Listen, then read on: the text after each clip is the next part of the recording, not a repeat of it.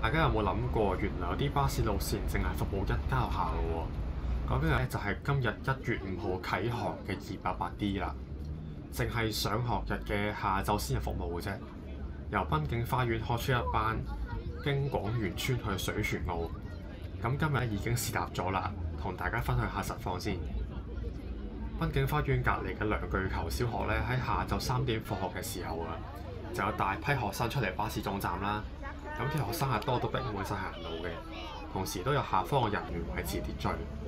咁呢班288D 咧，淨係濱景花園一個站就大致坐滿咗啦。呢班車3點3開出之後，大約3點19分去到第一城中心，3點26分去到愉翠苑。咁沿途咧都係住宅區嚟嘅，都有啲人落啦。咁主要比較多人落車嘅地方就係喺廣源村，咁就係喺3點31分到達嘅。最終巴士喺3點44分到達水泉澳嘅時候，主要都係巴士迷先至搭到嚟尾站咯。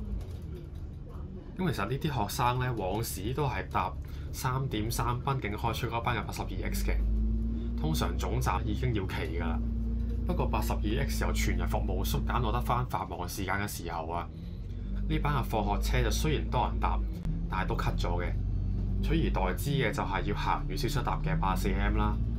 不過根據街坊嘅講法，通常係就唔啱個班次嘅，所以就可能係學校同九巴有溝通過，另外開咗新路線288D，為學校嘅學生提供服務，作為82X 縮減之後嘅補償。